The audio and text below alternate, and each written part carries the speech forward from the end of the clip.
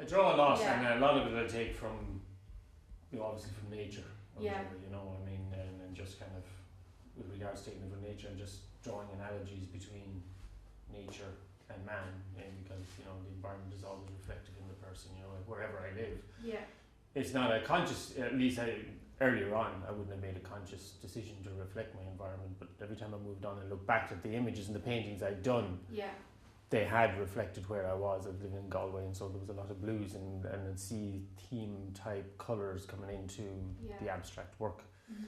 And before that, I was at home working from home, the studio there, which is in Monasterevin, which is near the Bog of Allen. So there were all these earthy, browny, boggy pieces or whatever. And while I would be out there and I would be out in the landscape, I wouldn't be necessarily reflecting the landscape per se or whatever. It would be just be interpreted subconsciously, I suppose, in a lot of respects. And the stuff that I had really seen from you before in other exhibitions was mostly work on paper too. Yeah. Yeah, and it would have been a lot smaller. So I was really surprised. Well, I kind of, when I work on paper, I find anyway, a lot of my works are very, light and sensitive, and just, I don't do much work on the paper itself, that's a lot lighter, even if it's charcoal. I try and keep it light and not overworked. But when it comes to canvases, I kind of throw myself in there physically into it, and it becomes really a thicker, heavier, more worked surface by the end of it.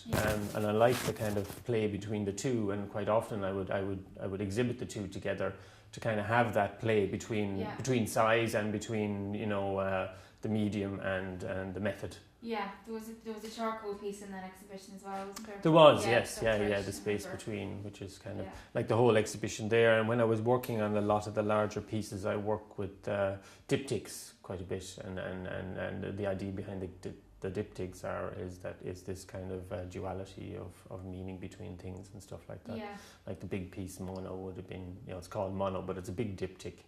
And when I hang a diptych, generally anyway, I hang it with a space between the two canvases rather than the two canvases together. The reason being that you are creating a divide between the two sides of one thing, and there is that space between the two sides of everything, if you know what I mean. It's like yourself, even if it's the two sides of yourself, you're kind of, there is that gap between the two. They don't necessarily always run straight into each other, It's nearly like the space between, when you're calm and when you suddenly flip out, with some people it can happen, straight away or whatever, and with others, it might blend in.